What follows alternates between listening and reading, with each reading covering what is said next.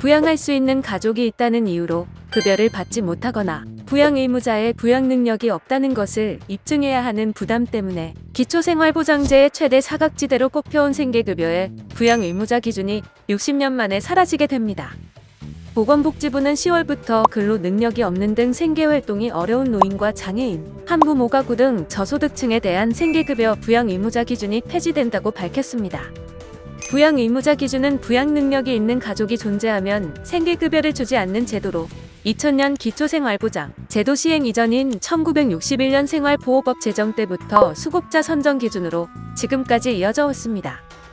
해당 제도는 지난 2017년 11월 노인 중증 장애인 가구를 시작으로 단계적으로 완화되어 오다가 올해 하반기 완전히 사라지게 되었습니다.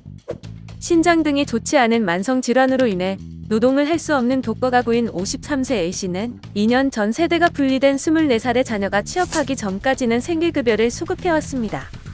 하지만 자녀 취업 이후 부양 의무자 기준으로 인해 생계급여 대상에서 제외되었습니다.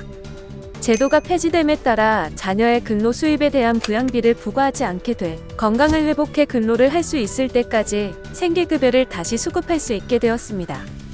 보건복지부는 제도 변경으로 인한 A씨와 비슷한 대상자가 약 23만 명에 이를 것으로 추산하고 있습니다. 구체적으로는 가구의 재산의 소득 환산 금액과 실제 소득만을 합산해 기준 중위소득 30% 이하일 경우 생계급여 수급이 가능합니다. 10월부터 1인 가구 기준 월 소득 54만 8,349원, 4인 가구 기준 월 소득 153만 6,324원 이하면 생계급여를 받을 수 있습니다.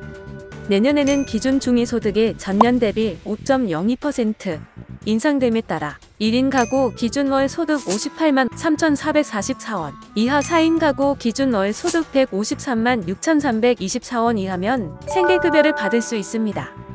이에 올해 말 기준 약 40만 명이 새롭게 생계급여 혜택을 볼 수 있을 전망입니다. 다만 생계급여를 신청하더라도 부모 또는 자녀 가구가 연 기준 1억 원을 초과하는 고소득자이거나 9억 원을 초과하는 재산을 소유하는 경우에는 생계급여 대상에서 제외됩니다. 부모 또는 자녀와 연락을 주고 받지 않는 경우라도 이들이 부채를 포함해 9억 원 이상의 주택을 소유하고 있으면 생계급여를 받지 못합니다.